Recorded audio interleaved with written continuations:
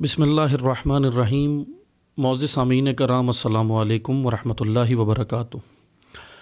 آپ کی خدمت میں حاضر ہوئے ہیں حالات عذرا کے کچھ موضوعات لے کر، اور مختصر آپ کی خدمت میں انشاءاللہ کوشش کریں گے کہ اس کو مختصر سا آپ کی خدمت میں ہم حالات حاضرہ جو اس وقت خطے کے اندر صورتحال ہے، خصوصاً اسرائیل کا شام کے اوپر حملہ کرنا، ابھی شام کے پورٹ کے اوپر لتاکیہ پورٹ جس پر گزشتہ شب ہی جو ہے وہ اسرائیل نے میزائل حملہ کیا ہے، اس کے حوالے سے آپ کو، اور پھر مزید ہندوستان کے اندر، بھارت کے اندر کیا ہو رہا ہے مسلمانوں کے حوالے سے اور دیگر مذاہب کے حوالے سے، ترکی اور آرمینیا کی ملاقات، اور پھر دیگر جو خطے کے اندر جو صورتحال ہے ایران کے حوالے سے انشاءاللہ میں مختصر سا آپ کی خدمت میں طالب علمانہ تجزیہ آپ کی خدمت میں بیان کروں گا، آپ لوگوں نے غور سے سننا ہے۔ سب سے پہلے ہم اسرائیل کی بات کرتے ہیں کہ اس وقت امریکہ نے 2020 میں ایک یہ کہہ لیں کہ ایگریمنٹ جو عرب ممالک کے ساتھ اس نے شروع کیا تھا، اور اس کو اب وہ کرنے جا رہا ہے امپلیمنٹ تمام دنیا کے اوپر، خطے کے دیگر ممالک کے ساتھ، اور نہ کہ صرف مسلم ممالک بلکہ دیگر یورپی کنٹریز کے ساتھ اور دیگر کے ساتھ۔ اس معاہدے کا نام یا اس پالیسی کا نام یا اس ایگریمنٹ کا نام ہے ابراہم اکارڈز۔ ابراہم اکارڈز کر کے ایک یہ پالیسی بنائی تھی 2020 کے اندر امریکہ نے، جس کا حصہ یو اے ای اور بحرین، متحدہ عرب امارات اور بحرین پہلے ہی بن چکے تھے، یعنی 2020 میں ہی وہ بن چکے تھے۔ اب اسی معاہدے کو لے کر، اسی ایگریمنٹ کو لے کر امریکہ در در جا رہا ہے دیگر ممالک کی جانب، خصوصاً امریکی وزیر خارجہ کا اس وقت جو فارن منسٹر نے دورہ کیا ہے امریکہ کے، وہ انڈونیشیا کا کیا ہے۔ اور انڈونیشیا کے بارے میں میں نے پہلے بھی آپ کی خدمت میں بیان کیا تھا کہ انڈونیشیا دنیا کا سب سے بڑا مسلم کنٹری ہے، یعنی آبادی کے حساب سے، پاپولیشن، مسلمان پاپولیشن کے حساب سے دنیا کا سب سے بڑا ملک انڈونیشیا ہے۔ اور انڈونیشیا امریکی فارن منسٹر کا اور دیگر وزراء کا وہاں جانا، دورہ کرنا اس وقت بڑا معنی خیز ہے۔ لیکن ایک اچھی اور اہم خبر یہ بھی ہے کہ انڈونیشیا کے جو وہاں پہ وفد نے ملاقات کی ہے، انہوں نے دو ٹوک الفاظ میں امریکہ کو یہ کہہ دیا، دو ٹوک الفاظ میں کہہ دیا کہ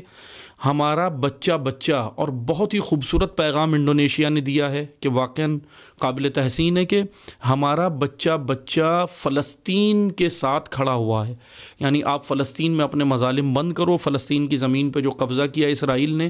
اس کو ہٹوایا جائے۔ حالانکہ مطالبہ امریکہ سے کیا جا رہا ہے، لیکن امریکہ ظاہر سی بات ہے اسرائیل کے پشت پناہی امریکہ کو، اسرائیل کے جو پیچھے پشت ہے وہ ساری امریکہ کی ہے، اور آج ہی نہیں ہے بلکہ تمام تاریخ جو ہے وہ آپ جانتے ہیں کہ تاریخ میں یہی رہا ہے کہ اسرائیل کے پیچھے انہی عالمی طاقتوں کا اثر تھا۔ بہرحال انڈونیشیا نے بڑا خوبصورت جواب دیا، جو بھی ہے اس نے کہا کہ ہمارا بچہ بچہ اس وقت جو ہے وہ فلسطینیوں کے ساتھ ہے، ہم آپ کے ساتھ کوئی بھی معاہدہ اسرائیل کے حوالے سے نہیں کر سکتے۔ بہت خوبصورت پیغام دیا، واقعاً قابل تحسین ہے۔ دوسرا، اسرائیلی حکومت نے گولان ہائٹس، جو یہ وہ علاقہ ہے جو 40 سال پہلے اسرائیل نے قبضہ کیا تھا، یہ شام کا، سیریا کا علاقہ ہے۔ گولان ہائٹس پہاڑیاں ہیں اور شمالی علاقہ ہے، ناردرن ایریاز ہیں، شام کے شمالی علاقہ ہے، اور اس کے اوپر 40 سال پہلے اسرائیل نے قبضہ کیا تھا۔ لیکن اسرائیلی حکومت نے اس وقت یہ کام کیا ہے کہ 31.7 کروڑ ڈالر کا بجٹ پاس کر دیا ہے، اور یہودیوں کو کہا ہے کہ آپ نے اور وہاں پر جا کر آباد ہونا ہے، کیونکہ یہ علاقہ آپ کا ہے۔ 40 سال پہلے اس پہ قبضہ اسرائیل نے کیا تھا اپنی بربریت کی وجہ سے، اپنی جارحیت کی وجہ سے، جارحیت کی بنا پر، اور 7,300 گھر جو ان کی پالیسی کے اندر ہے کہ 7,300 گھر بنیں گے وہاں پر، اور 23,000 یہودیوں کو آباد کیا جائے گا اس گولان ہائٹس کے اوپر۔ یہ کام اسرائیلی حکومت کرنے جا رہی ہے، اور باقاعدہ بجٹ اپنا پاس انہوں نے کر دیا ہے۔ 31.7 کروڑ بلین ڈالر، 7 کروڑ کا بجٹ انہوں نے اس وقت ڈالر کا بجٹ پاس کیا ہے۔ بہرحال جو واقعاً بڑا قابل تشویش بات ہے، کیونکہ اسرائیل تھمنے پہ نہیں آ رہا ہے، اور وہ عالمی طاقتوں کو اور خصوصاً UN اقوام متحدہ کو یہ ببانگ دہل پیغام دے رہا ہے، علی اعلان کہہ رہا ہے کہ کوئی اس کو روکنے والا نہیں ہے، کوئی طاقت کسی کو وہ نہیں مانتا۔ دوسری بات جو اسرائیل کے حوالے سے وہ یہ کہ لتاکیہ پورٹ شام کے اندر جو ہے اس پر اسرائیلی میزائل داغے گئے ہیں، اور بہرحال یہ ایک اچھی خبر بھی ہے کہ وہاں سے کوئی جانی نقصان نہیں ہوا، لیکن اس پورٹ کے اوپر کیونکہ روس کا ایک پورا انفراسٹرکچر بھی ہے وہاں پر، رشیا نے وہاں پر ایک اپنا انفراسٹرکچر بھی بنایا ہوا ہے، اسی کے اوپر اسرائیل نے بہرحال حملہ کیا ہے۔ اور اسرائیل کا یہ کہنا ہے کہ یہاں پر جو ایران ہے، ایرانی ملیشیا، جو ایران کی حمایت یافتہ ملیشیا ہے، وہ یہیں سے ایران ان کو اسلحہ دیتا ہے، جس کے اوپر اس نے رات کو گزشتہ دن جو ہے وہ رات میں حملہ کیا۔ بہرحال اسرائیل یہ کام ببانگ دہل کر رہا ہے، سارے کام کر رہا ہے، لیکن اس کو روکنے والا کوئی نہیں ہے۔ فلسطین کے اندر بالکل اس وقت جو صورتحال ہے وہ یہ ہے کہ ان کی آنکھوں کے سامنے ان کے گھر مسمار کیے جا رہے ہیں، اور ہو بہو اسرائیل کی کاپی جو اس وقت کی ہے وہ انڈیا نے کی ہے۔ دوسری جو صورتحال ہے وہ انڈیا کی ہے کہ بھارت کے اندر، ہندوستان کے اندر مسلمان ہی نہیں بلکہ مثلا کرسچنز کو بھی نشانہ بنایا جا رہا ہے۔ ہندو انتہا پسند تنظیموں نے یہ کام شروع کیا ہے۔ گزشتہ جو ابھی حالیہ واقعات ہوئے ہیں وہ یہ ہوئے ہیں کہ باقاعدہ ہندو جو تنظیمیں ہیں، انتہا پسند تنظیمیں جو تھیں، جو بربریت پھیلا رہی ہیں ہندوستان کے اندر، وہ انہوں نے ایک ریلی نکالی ہے، مارچ نکالا، اور مسلمان آبادیوں میں لے کر گئے باقاعدہ۔ یعنی ایسا نہیں ہے کہ مثلا اپنی آبادیوں میں انہوں نے گزارنا ہو، جان بوجھ کر مسلمان آبادی جہاں پر میجورٹی مسلمان لوگوں کی ہے اور مسلمانوں کی میجورٹی ہے، ادھر لے کے جاتے ہیں۔ یہ باقاعدہ کئی علاقوں میں، خصوصاً مدھیہ پردیش کے اندر یہ ابھی کام ہوا ہے، اور کئی جگہوں پہ یہ ہو رہا ہے۔ اور وہ یہ کہ مسلمان آبادیوں کے اندر یہ اپنی ریلیاں لے کر جاتے ہیں اور وہاں پر نعرے لگاتے ہیں، اشتعال دلاتے ہیں، اور پھر اس کے ہوا یہ کہ جب انہوں نے نعرے لگائے، اشتعال دلایا مسلمانوں کو اسلام کے خلاف، قرآن کے خلاف اور ساری چیزوں کے مقدسات اسلامی کے خلاف انہوں نے نعرے لگائے، تو ادھر سے مسلمانوں نے جب ری ایکشن دکھایا اور انہوں نے پتھراؤ کیا تو انہوں نے بھی پتھراؤ کیا، آپس میں بڑی جو ہے وہ مارا ماری ہوئی۔ لیکن اس سے بڑھ کر جو کام ہوا وہ یہ ہوا کہ جن مسلمانوں نے کی وہاں آبادی تھی، پولیس وہاں پہنچی، ان انتہا پسند ہندوؤں کو وہاں سے نکلنے کا راستہ دیا، باقاعدہ نکالا ان کو وہاں سے،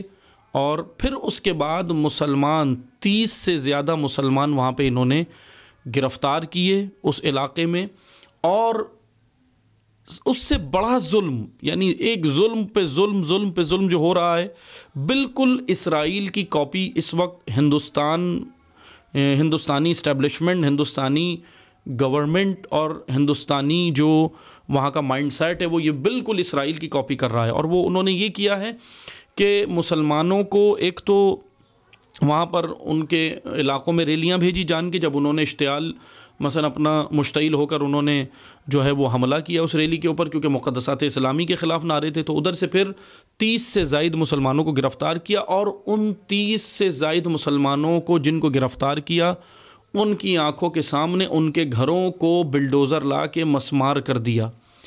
جس طرح فلسطین میں اسرائیل کر رہا ہے، وہی اس وقت ہمارے پڑوس میں ادھر خطے میں ہندوستان، بھارت یہی وہ کام بہرحال کر رہا ہے جو بہت ہی زیادہ خطرناک ہے۔ دوسرا،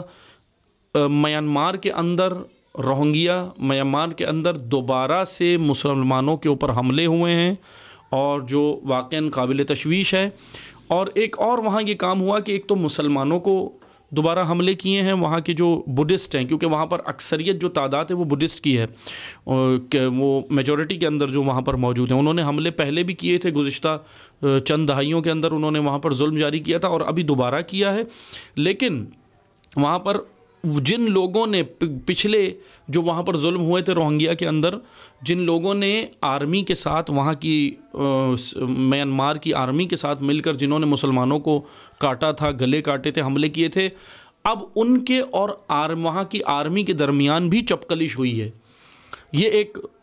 یہ کہہ لیں کہ تدبیر الہی ہوتی ہے کہ ظالم خود بھی آپس میں الجھ جاتے ہیں، یہ بھی اللہ تعالیٰ کی ایک تدبیر ہے، اور یہ بڑا یہ کہہ لیں کہ ایک اچھا کام بھی ہوا کہ یہ آپس میں جن لوگوں نے ظلم کیا تھا وہاں پر مظلوموں کے اوپر، اب مظلوم کوئی بھی ہو سکتا ہے، ضروری نہیں کسی مذہب کی بات کی جائے، مظلوم ہوتا ہے، کسی کے اوپر بھی ظلم ہو وہ مظلوم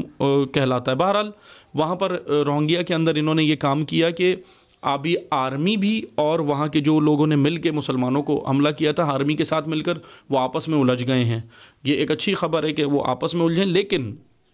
بہرحال مسلمانوں کے اوپر ابھی بھی ظلم وہاں جاری ہیں۔ دوسری جانب جو ہم نے آپ کی خدمت میں بیان کرنا ہے وہ ہے ترکی اور آرمینیا کی ملاقات اس وقت جاری ہوئی ہے، اور آرمینیا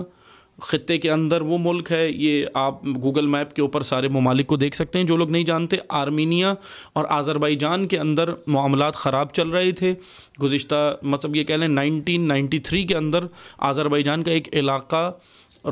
اس نے آرمینیا نے جو ہے وہ قبضے میں لیا تھا، لیکن آذربائیجان نے اس علاقے کو گزشتہ سال فروری یا مارچ 2020 میں اس اپنے علاقے کو وہاں سے آزاد کرا لیا۔ لیکن آذربائیجان نے ایک جو آزاد کرایا اس کے لیے ایک ٹیکنالوجی استعمال کی جو آذربائیجان نے جرمنی سے خریدی تھی ٹیکنالوجی، اور اس کو استعمال کیا۔ وہ تھے روبوٹ ڈرون ایک بڑی جدید ٹیکنالوجی ہے جس کے اوپر آج پوری دنیا کے اندر کام ہو رہا ہے۔ چین اپنا $378 بلین بجٹ سالانہ اس ٹیکنالوجی پہ خرچ کر رہا ہے۔ امریکہ 178 یا اس سے بھی زیادہ کا بجٹ سالانہ $178 بلین کا سالانہ بجٹ امریکہ USA اس پہ خرچ کر رہا ہے، کیونکہ یہ ایک ٹیکنالوجی ایسی ہے کہ ماہرین کا یہ کہنا ہے کہ آنے والے جو سال ہوں گے 2050 60 یا اس سے پہلے یا اس سے بعد کے، یہ سارے ٹیکنالوجی روبوٹ ٹیکنالوجی کے دور ہیں، اور اسی سے جنگ ہوگی، یعنی روبوٹ ٹیکنالوجی سے جنگ ہوگی، اور روبوٹ ٹیکنالوجی سے جنگ ہوگی، فوجیں نہیں لڑیں گی بلکہ روبوٹس لڑیں گے، جس کی ایک جھلک ہم نے گزشتہ 2020 میں ہم نے دیکھی کہ آذربائیجان نے وہ ڈرون جرمنی سے وہ ٹیکنالوجی لی اور آرمینیا کے علاقوں میں بھیجی، جہاں انہوں نے جا کے اس ڈرون نے فوجیوں کے اوپر آرمینیا کے فائرنگ کی، اور اس کے اندر ایک چپ اور بڑی جو معنی خیز چیز تھی وہ یہ تھی کہ اس کے اندر ایک ٹیکنالوجی ایسی استعمال گئی، چپ ایسی لگائی گئی کہ وہ ڈرون صرف جا کر فوجیوں پہ وردی کے اوپر حملہ کرتا ہے، یعنی سویلینز پہ نہیں کرے گا، فوجی گاڑیوں پہ کرے گا، سویلینز کی گاڑیوں پہ وہ فائرنگ نہیں کرے گا۔ بہرحال آذربائیجان نے آرمینیا کو یہ شکست دی تھی، اب آرمینیا ترکی سے ملاقاتیں کر رہا ہے، اور اس وقت جو صورتحال ہے وہ یہ ہے کہ ترکی کے اوپر بالکل بھی بھروسہ نہیں کیا جا سکتا، کیونکہ ترکی کی شام کہیں ہوتی ہے، صبح کہیں ہوتی ہے، صبح کچھ بیان دیتا ہے، شام کو وہ کچھ ہوتا ہے، یعنی ترکی کی شروع سے یہ پالیسی رہی ہے وہ آپ کے سامنے۔ دوسری جانب نیپال نے امریکہ کی کمپنی جس کا نام ہے ملینیم چیلنج کارپوریشن پر اس سے معاہدے کیے ہیں، اور نیپال کا پہلے چین کے ساتھ یہ معاہدہ چل رہا تھا، لیکن اس معاہدے کو نیپال جو خطے کا ملک ہے نیپال نے یہ معاہدہ توڑا ہے، اور $50 کروڑ امریکہ نیپال کو $50 کروڑ اس وقت دے گا اس معاہدے کے اوپر، صرف معاہدے کے اوپر، وہ ایسے ہی ایز اے گفٹ دے رہا ہے اس کو، یہ کہہ لیں مدد کے نام پر دے رہا ہے، لیکن ظاہر سی بات ہے کہ امریکہ اس وقت جو کوششیں کر رہا ہے وہ ایک سرد جنگ اس وقت جاری ہے۔ سرد جنگ کیا ہے؟ وہ یہ ہے کہ مثلاً سرد جنگ یہ ہے امریکہ اور چین کے درمیان میں، وہ اکنامیکل وار ہے جس کے اوپر دونوں باقاعدہ کام کر رہے ہیں، جس میں امریکہ نے اس وقت چین کو ایک یہ کہہ لیں کہ جھٹکا دیا ہے، اچھا خاصا بڑا جھٹکا، کہ نیپال نے چین سے معاہدہ توڑا ہے، اور امریکہ کی کمپنی ملینیم چیلنج کارپوریشن کے ساتھ یہ معاہدہ کر لیا ہے، جو واقعاً چین کے لیے بڑا ایک جھٹکا ہے، کیونکہ اچھا خاصا بڑا بجٹ تھا جو چین نے اس کے اوپر لگانے کی کوشش کی تھی، لیکن امریکہ نے یہ جنگ جاری کی ہے۔ دوسری جانب افغانستان میں طالبان نے اعلان کیا ہے کہ خواتین گھر سے اکیلے بغیر مرد کے 70 کلومیٹر تک کا راستہ طے نہیں کر سکتی، دور نہیں جا سکتی، یعنی 70 کلومیٹر بھی اگر جائیں گی تو انہوں نے مرد کو ساتھ لینا ہے، خواتین اکیلے یہ سفر نہیں کر سکتی، جس کی وجہ سے افغانستان کی صورتحال خواتین جو ہے وہ بہرحال ایک افغانستان کے اندر جو مسئلہ ہے وہ یہ ہے کہ ایک جانب اسلام کا چہرہ خراب کرنے کے لیے ایسی حکومت بنائی جا رہی ہے جو واقعاً اسلامی نہیں ہے، مثلا یہی جو طالبان اس وقت حکومت کو جو متعارف کرا رہے ہیں، طالبان جو بتا رہے ہیں کہ یہ حکومت اسلامی، نہ وہ حکومت اسلامی نہیں ہے، اسلام کے خلاف باقاعدہ ایک سازش ہے، اسلام کا چہرہ خراب کرنے کے لیے کام کیا جا رہا ہے، کیونکہ اسلامی حکومت اکنامکس بھی اپنے پاس رکھتی ہے، ساری چیزیں رکھتی ہیں، ورنہ اگر اسلامی حکومت کی ہی جھلک دیکھنی ہے تو آئیں دیکھ لیں کہ پابندیوں اور سینکشنز کے درمیان میں ایران سب کچھ لے کر چل رہا ہے، اسلامی حکومت الحمدللہ قائم کی ہے، اور یہ آپ دیکھ سکتے ہیں کہ اسلامی حکومت قائم کر کے سینکشنز، اتنی پابندیاں سینکشنز کے درمیان بھی ایران نہیں جھک رہا ہے، اور وہاں پر اکنامک کا نظام ہو، دیگر نظام ہو، وہ آپ دیکھ سکتے ہیں، لیکن اس کے مقابل جو ایک پروڈکٹ پیش کی جا رہی ہے طالبان کی صورت میں، یہ اسلامی نہیں ہے، متشدد لوگوں کی حکومت ہے، اور اسلام شدت پسند مذہب بھی نہیں ہے، سیکولر بھی نہیں ہے، اعتدال کا دین ہے۔ بہرحال یہ ایک صورتحال اس وقت افغانستان کے حوالے سے بھی خطے میں موجود ہے۔ دوسری جانب جو ہم آخر میں آپ کو ایک اور خبر دیتے چلیں کہ ایران نے ویڈیو نشر کی جس کی وجہ سے اسرائیل کو ایک جنگ کا پیغام دیا، اور سارے اپنے گزشتہ جو ویڈیو کی تھی اس کے اندر تو وہ ساری چیزیں اس نے بتائی تھی، لیکن پیغمبر اعظم جو مشقیں شروع ہوئیں ایرانی فوج کی، پاسداران انقلاب کی، انہوں نے بڑی خوبصورت ویڈیو جاری کی جس سے اسرائیلی جو ہے عسکری ماہرین ان کے اندر کھلبلی مچ گئی ہے کہ ایران کی یہ ویڈیو معمولی نہیں ہے، اور ایران ہم پہ کبھی بھی یہ اٹیک کر سکتا ہے، جس کی وجہ سے۔ اور پھر ایک اور جو اہم خبر ہے وہ یہ ہے کہ بی بی سی نے جب ایرانی سائنسدان سے سوال کیا تو انہوں نے ببانگ دہل نام لیا کہ ہم 60% یورینیم افزودگی کریں گے، اور اس سے ہمیں کوئی نہیں روک سکتا، وہ ہمارا حق بنتا ہے۔ ایرانی جو اس وقت موجود ہیں وہ ویانا ٹاکس بھی وہاں پر چل رہی ہیں، مذاکرات کی ٹیبل پر بھی ہیں، لیکن ادھر سے جو ببانگ دہل دو ٹوک پیغام دینا، یہ بھی ایک بہت بہترین پیغام ہے۔ اور ادھر جو آخر میں خبر ہے وہ ہے روس نے رشیا نے ایک میزائل بنایا ہے جو، اور رشیا نے یہ دعویٰ کیا ہے کہ ہم 12 منٹ میں واشنگٹن کو ختم کر سکتے ہیں، واشنگٹن امریکہ کا کیپٹل، کہ ہم اس کو 12 منٹ میں ختم کر سکتے ہیں۔ ایسا میزائل روس نے تیار کر لیا ہے، روس نے دعویٰ کیا ہے رشیا نے، اور رشیا کے صدر اور مصر کے صدر کا رابطہ ہوا ہے اس وقت ٹیلی فون پہ دونوں کے درمیان میں، روس اور مصر کے صدر کا، ایجپٹ اور رشیا کے صدر کا، اور لیبیا کے اندر جو موجود دہشت گرد ہیں ان کے خلاف کارروائی کے لیے اقدامات کی کوشش کر رہے ہیں۔ دوسری جانب جو اس وقت روس کا جو بارڈر ہے جو یوکرین کے ساتھ ملتا ہے، وہاں جو کشیدگی ہے وہ بھی اپنی جگہ ایک معنی رکھتی ہے کہ اس وقت جو کشیدگی وہاں چل رہی ہے وہ بھی روس کو، کیونکہ ایک مختصر سا میں آپ کی خدمت میں بس آخر میں خلاصہ پیش کروں کہ جو یہ بلاک ہے رشیا کا، چائنا کا، ایران کا، یہ جو بلاک ہے، امریکہ ہر جگہ اس کو چاہ رہا ہے کہ الجھا کے رکھے۔ ایران کو ویانا ٹاکس کے اندر الجھانے کی کوششیں کی جا رہی ہیں، رشیا کو ادھر یوکرین کے ساتھ جو ہے وہ معاملات جو ہے وہ کرنے کی کوشش کی جا رہی ہے، اور انہی معاملات کے اندر اسرائیل کا شامی پورٹ کے اوپر، لتاکیہ پورٹ کے اوپر حملہ کرنا، لتاکیہ پورٹ کے اوپر حملہ کرنا، یہ بھی اسی کی ایک کڑی ہے کہ کسی طرح رشیا کے وہاں پر جو انفراسٹرکچر تھا جو رشیا کا تھا، اور ایرانی ملیشیا کا نام لے کے کہ ایرانی حمایت یافتہ ملیشیا ہے، وہاں اس کو نقصان پہنچانا، یہاں الجھانے کی کوشش یہ کی جا رہی ہے۔ ادھر سے رشیا کو مثلا یوکرین کے بارڈر کے ساتھ بھی الجھانے کی کوشش کر رہا ہے امریکہ، جس کے اوپر رشیا نے یہ کہا ہے کہ میں فوجیں اس وقت تک واپس اپنی نہیں بلاتا بارڈر سے کہ جب تک نیٹو اپنی یہ فوجیں واپس نہ لے لے، کیونکہ یوکرین کے پیچھے پورا نیٹو ہے۔ نیٹو 30 ملکی اتحاد ہے، 30 ملکی اتحاد جو امریکہ نے بنایا ہوا ہے نیٹو کا، جس کے اندر یورپی کنٹریز شامل ہیں، اور سارے یورپی کنٹریز میں ایک اہم بات یہ ہے کہ صرف ایک نیٹو کے اندر سارے یورپی ملک مل کر مسلمانوں کے خلاف، یعنی باقاعدہ ان کا یہ کہہ لیں کہ اگر میں نیٹو کی سادہ سی تعریف کروں تو وہ بنا ہی اسلام کے خلاف ہے، بالکل اسلام کے خلاف، ظلم کے خلاف نہیں بنا، یہ تو ایک باتیں ہیں اور ہاتھی کے دانت کھانے کے اور دکھانے کے، اور وہ بنا ہی اصل میں اسلام کے خلاف ہے۔ اور اہم بات یہ ہے کہ 29 ملکوں میں جو نیٹو